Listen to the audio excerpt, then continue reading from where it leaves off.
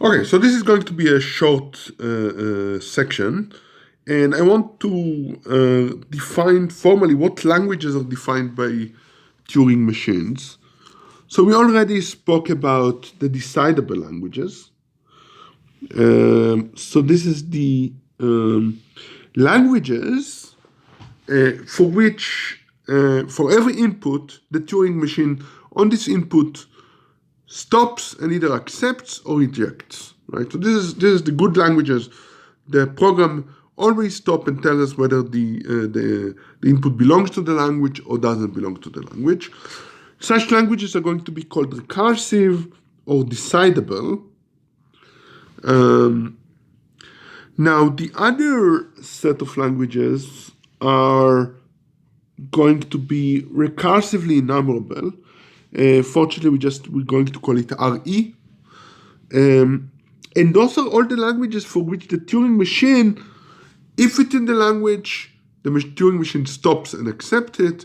If it's not on the language, the Turing machine either rejects it, or it runs forever, or it crashes, and so on. So those are the languages where, if the word is in the language, sooner or later the Turing machine would accept it.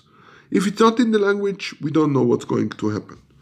Right? Now, intuitively, the decidable languages are good. We have a good program for them. The program always stops. It might run for a very long time, but it always stops, and it tells us whether the word is in the language or not. Recursively enumerable is bad, because recursively enumerable says that you don't know how long to wait. You might have to wait forever. And waiting forever is not good. You don't want to do it if you can avoid it. And I should mention, by the way, we're not going to talk about it in this course that much, but maybe we'll mention it later on. There is one class above it, which is even not RE, not recursively enumerable, which is really, really bad. So really, really bad, or really bad. And those are the languages which are not even recursively enumerable. And essentially, those are kind of the even harder problems that we don't know how to solve. Essentially, Turing halting theorem was to show that deciding whether a program stops on an input is not decidable. Namely, he showed that halting is in RE because, of course, if you have a program and an input, you can just run the program on the input, and if it stops, you can just say, "Oh yeah, this is in the language," right? Now, I'm jumping here forward, so the issue is, of course, that the language that we are speaking about is a machine and an input, right?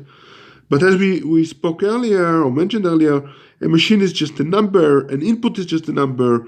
So the input for this language is just a number encoding two numbers, right? And the language is going to be all the numbers that encode a Turing machine and an input for it, for which this Turing machine stops on the input.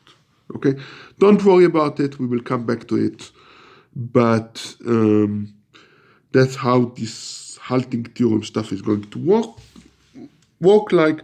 Okay, anyway, we now get this following collection of lovely questions. What languages are decidable? What languages are not decidable? Namely RE. What's the difference? How do we tell the difference? Are those classes not empty? Etc., etc., etc. How much wood would the Turing machine chuck if a Turing machine could chuck wood, and similar questions. Okay, and I want to leave you with this caricature of why did Turing decide to use a tape for Turing machine. And that's it for now.